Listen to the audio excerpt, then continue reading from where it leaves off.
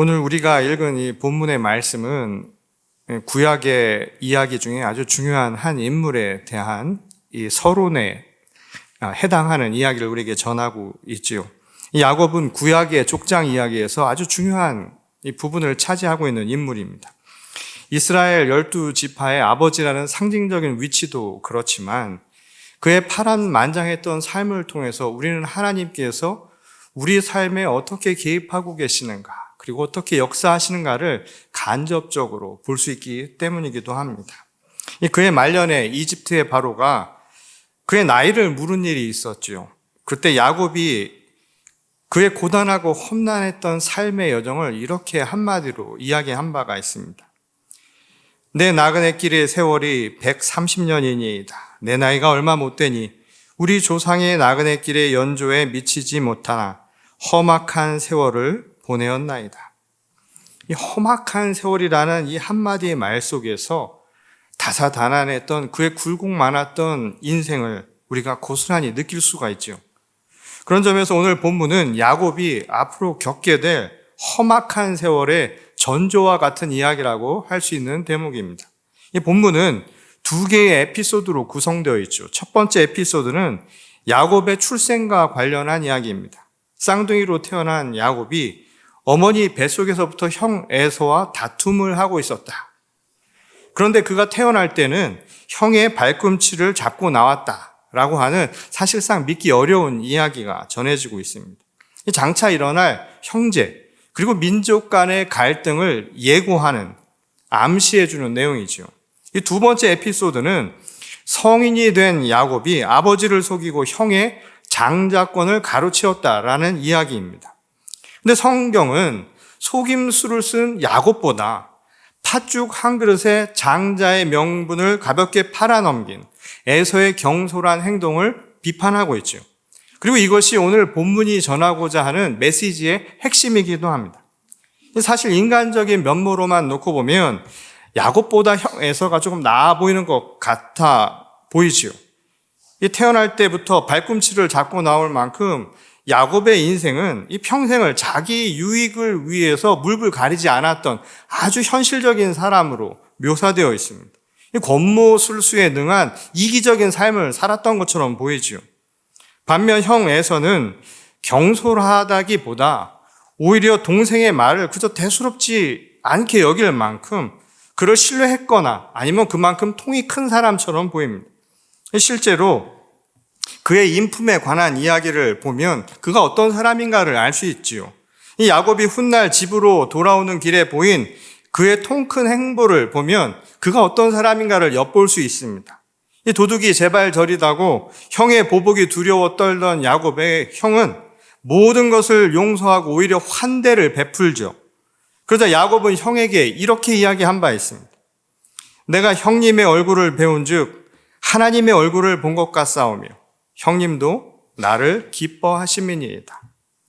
이것만 보더라도 이 형만한 아우 없다, 이 말이 딱 들어맞는 이야기처럼 보이는 게 사실입니다. 그런데 우리의 생각과 달리 하나님으로부터 선택을 받은 이는 에서가 아니라 야곱이었죠. 이 바울은 그 이유를 우리에게 이렇게 또한 밝혀준 바 있습니다. 기록된 바 내가 야곱은 사랑하고 에서는 미워하였다 하심과 같으니라. 그런즉 우리가 무슨 말을 하리요? 하나님께 불의가 있느냐? 그럴 수 없느니라. 모세에게 이르시되 내가 긍휼히 여길 자를 긍휼히 여기고 불쌍히 여길 자를 불쌍히 여기리라 하셨으니 그런즉 원하는 자로 말미암음도 아니요 다른 박질하는 자로 말미암음도 아니요 오직 긍휼히 여기시는 하나님으로 말미암음이니라. 지금 하나님께서 야곱을 선택한 까닭은 그저 하나님의 일방적인 선택이었을 뿐이라는 바울의 주장입니다. 그러니까 긍휼히 여김을 받은 것은 그럴만해서가 아니라 하나님이 긍휼히 여기셨기 때문이라는 거예요. 곧 하나님의 판단이라는 것이죠. 또 사람이 원한다고 혹은 의도적인 행동을 하는 것, 다른 박질을 하듯이 한다고 해서 하나님의 판단이나 결정이 바뀌는 것은 아니라는 겁니다. 이것을 사람의 관계에 적용을 해보면 대단히 불공평해 보이죠. 철저히 자기 중심적인 것 아닙니까? 내가 사랑하니까 너를 선택한 것이고 내가 긍휼히 여기는 것도 내 마음이라고 이야기를 한다고 생각을 해보십시오. 이거 굉장히 어려운 거예요. 내 마음대로 하겠다라고 하는 사람과 인간관계를 맺고 있는 사람은 굉장히 힘들기 마련입니다. 이거 일방적인 인간관계죠. 불편하게 만들고 또 그 관계를 온전히 소통하며 원만하게 만들기도 어려운 상황일 겁니다. 내가 어떻게 하든 판단은 상대방의 마음에 있다고 한다면 내가 할 수 있는 것이라고 하는 것은 결국 그저 상대방의 결정을 기다리는 것, 그것밖에 없기 때문인 것이죠. 근데 성경은 우리에게 분명하게 이야기합니다. 적어도 하나님과 우리의 관계는 그렇다는 거예요. 그러니까 야곱의 행동이 특별히 옳았기 때문에 그를 선택한 것도 아니고 에서가 특별히 잘못한 게 많아서 그를 선택하지 않은 게 아니라는 겁니다. 이 본문의 메시지를 그래서 표면상으로 나타나는 이 내용만 가지고는 우리가 정확하게 이해할 수 없는 이유가 여기 있는 것이죠. 이 바울은 이러한 상황을 토기장이의 비유를 통해서 우리에게 이렇게 또 알려준 바가 있죠. 토기장이가 진흙 한 덩이로 하나는 귀히 쓸 그릇을 하나는 천히 쓸 그릇을 만들 권한이 없느냐. 만일 하나님이 그의 진노를 보이시고 그의 능력을 알게 하고자 하사 멸하기로 준비된 진노의 그릇을 오래 참으심으로 관용하시고 또한 영광 받기로 예비하신 바 긍휼의 그릇에 대하여 그 영광의 풍성함을 알게 하고자 하셨을지라도 무슨 말을 하리요? 지금 바울이 이야기한 것은 그릇이 그 자체로 천하고 그 자체로 귀한 것이 아니라는 거예요. 그것은 귀한 그릇, 천한 그릇을 정한 것은 어디까지나 토기장이의 의도라는 겁니다. 토기장이의 생각에 달린 일이라는 거예요. 그러니까 물질의 가치가 물질 자체에서 나오는 것이 아니라 그것을 보는 사람의 판단, 사람의 마음에 있는 것이죠. 그러니 돌을 보고도 금처럼 여길 수 있는 것이고 금을 보고도 돌처럼 여길 수 있는 거예요. 그것은 보는 사람, 그것을 만든 이의 몫이라고 이야기를 한 겁니다. 그러니 사람에 대한 선택도 오직 하나님께 달린 일이라는 것, 바로 이것을 이야기한 것이죠. 그렇다고 모든 것이 하나님의 손에 달려 있으니까 우리는 그럼 아무것도 할 게 없다, 이런 숙명론을 이야기하는 것도 아닙니다. 다만 어떤 게 하나님의 뜻인지 우리 스스로 단정 지을 수 없다는 사실을 기억하라는 거예요. 어느 것을 하나님의 뜻이라고 단정짓는 것, 그것은 자기가 하나님이 되는 것과 똑같은 꼴이라는 겁니다. 그것은 착각이라는 거예요. 토기장의 비유는 바로 그러한 우리의 판단조차, 그래서 하나님 앞에 온전히 맡기고 겸손히 내려놓을 수 있어야 한다는 사실을 가르쳐 준 것이죠. 그런 의미에서 신앙은 행위의 주체가 내가 아니라 하나님으로 바뀌는 이 삶의 중심의 변화를 가르쳐주는 말이라는 겁니다. 그래서 자기 자신을 부인하라고 한 것 아닙니까? 하나님의 말씀 앞에서 나는 한없이 작아져야 한다는 거예요. 오직 그에 순종하는 삶을 살라고 이 이야기를 한 것이죠. 그것이 바로 하나님의 말씀을 따라 살아가는 신실한 그리스도인의 모습, 신앙의 핵심이라고 바울은 주장한 것입니다. 흔히 우리가 하나님 나라를 이야기할 때 그 정의가 이것이죠. 하나님의 말씀으로 통치받는 세상, 이게 바로 하나님 나라를 뜻하는 말입니다.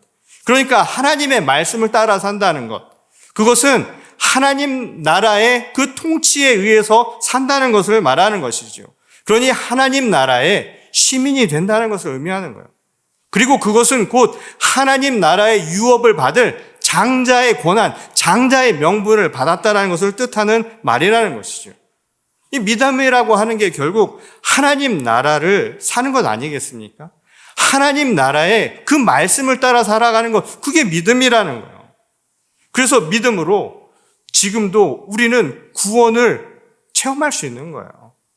지금 우리는 믿음으로 하나님 나라를 살아갈 수 있는 게 바로 여기서 생기는 것이죠. 이것은 결국 우리를 어떻게 만드는 겁니까? 하나님 나라를 살아가는 사람들, 믿음으로 구원의 확신을 가지고 가는 사람들은 그래서 몸은 세상을 살아가지만 세상과 구별된 삶을 살아갈 수밖에 없는 거예요. 장자의 명분은 다른 것이 아니라 하나님 나라를 사는 사람, 하나님의 말씀을 내 삶의 중심으로 잡고 살아가는 사람들이라는 거예요. 그러니 몸은 세상에 있어도 세상과 구별될 수밖에 없는 거예요. 경건한 성화라고 하는 것이 바로 이것을 두고 하는 말이었던 겁니다. 근데 이러한 주장을 오늘 본문 말씀에 그대로 적용을 하게 되면 왜 에서가 아닌 야곱이 하나님으로부터 인정받은 사람인가를 알 수가 있죠. 오늘 본문의 마지막 구절에 전하는 것처럼 이 장자의 명분을 대하는 야곱과 에서의 차이가 바로 그러한 구분을 만든 근거라는 겁니다. 처음부터 하나님은 에서와 야곱의 인간적 됨됨이, 이것은 관심이 없으셨죠. 그것을 판단의 기준으로 삼지 않으셨습니다. 하나님이 중요하게 여긴 부분은 장자의 명분, 바로 이것을 이야기한 거예요. 이 에서가 이를 팥죽 한 그릇에 넘겨버린 것, 이것과 달리 야곱은 어떻게든지 그 장자의 명분을 취하려고 했지요. 여기서 에서가 장자의 명분을 가볍게 여긴 것, 이것은 하나님으로부터 선택받았던 그 백성다움을 놓친 것과 똑같은 결과라는 겁니다. 이 예수님도 이와 비슷한 비유를 한 가지 하셨는데, 이 마태복음 25장을 보면 우리가 잘 아는 이 달란트의 비유 이야기가 나옵니다. 이 달란트의 비유 이야기도 사실상 이야기가 쉽지가 않죠. 그것을 통해서, 달란트를 통해서 더 많은 이득을 올린 이에게 주인은 뭐라 이야기를 했냐면 충성된 종이라고 이야기를 했습니다.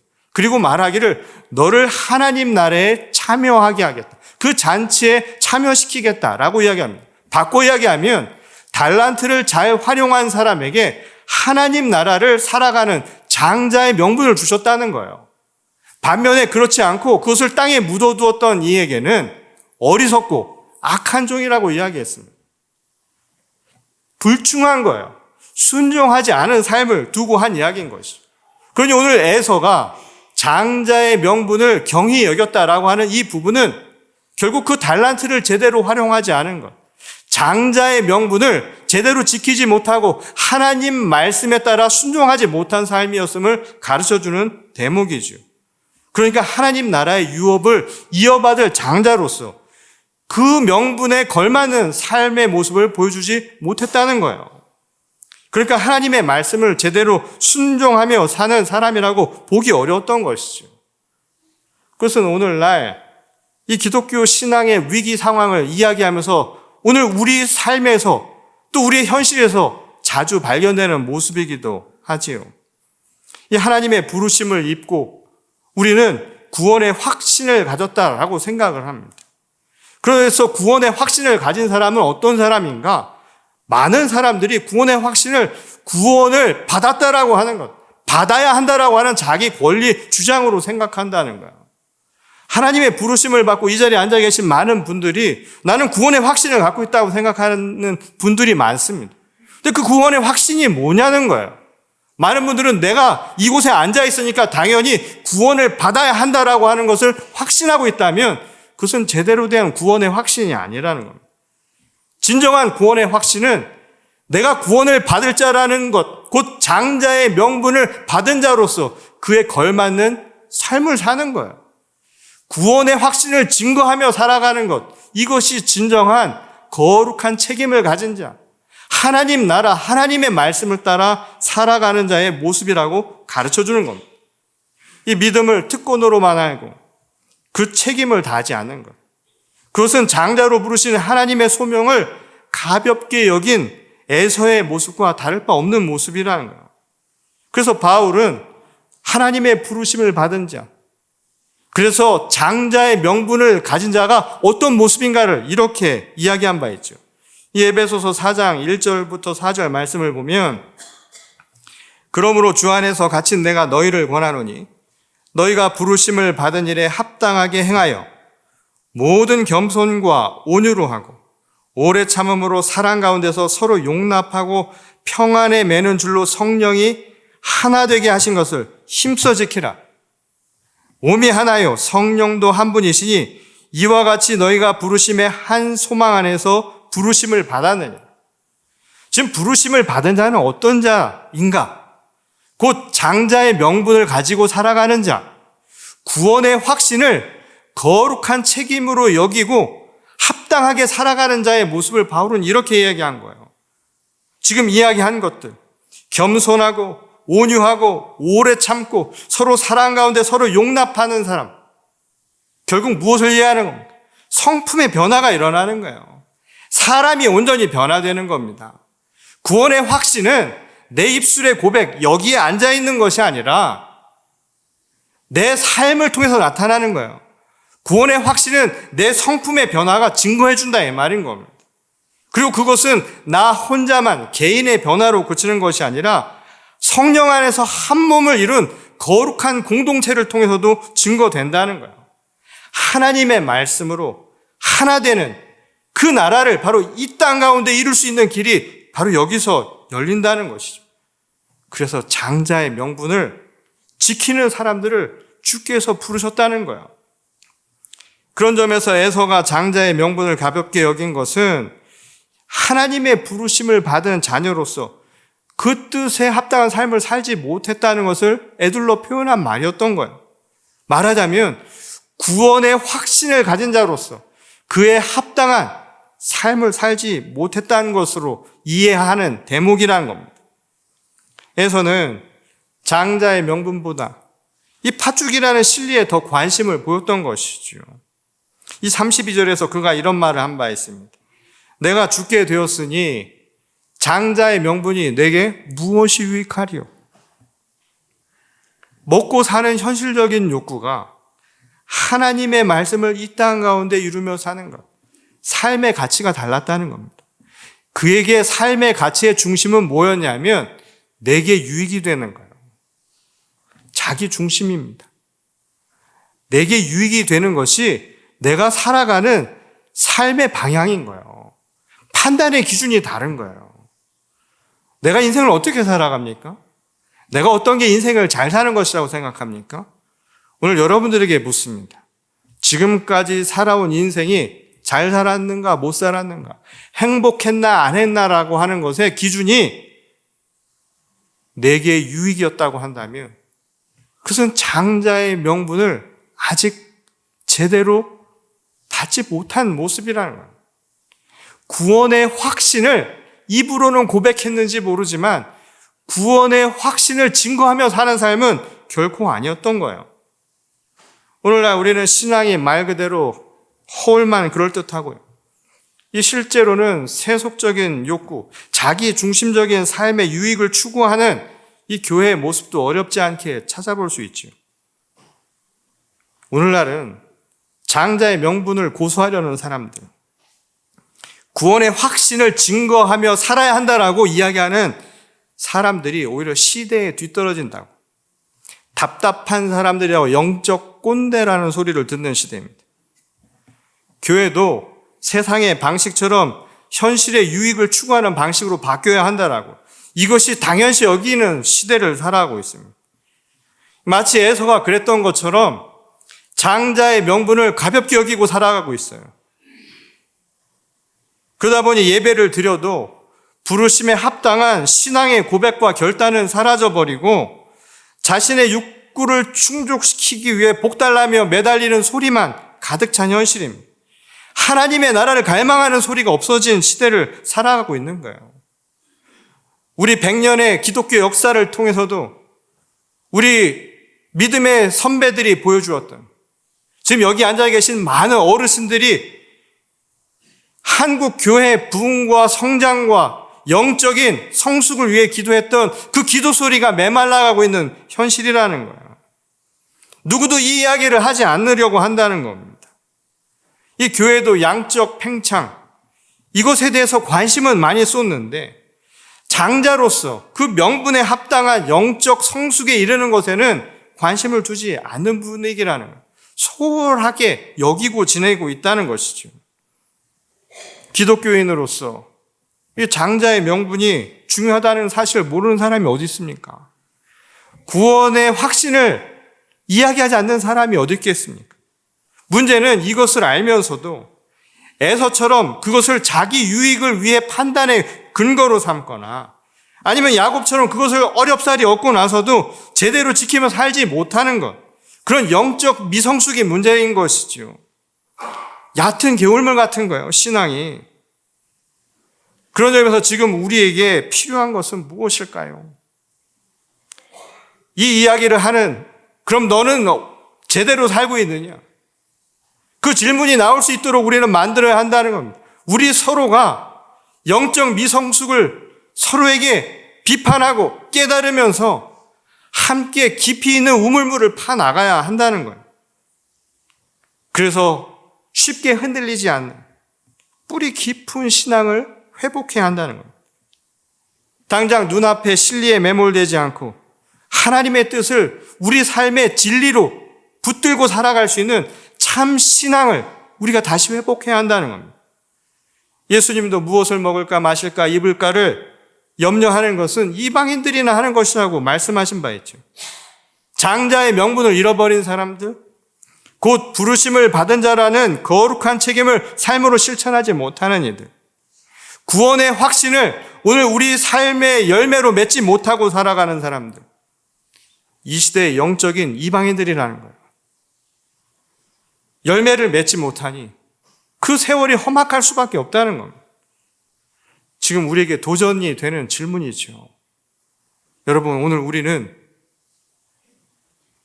장자의 명분을 선택할 준비가 되어 있습니까?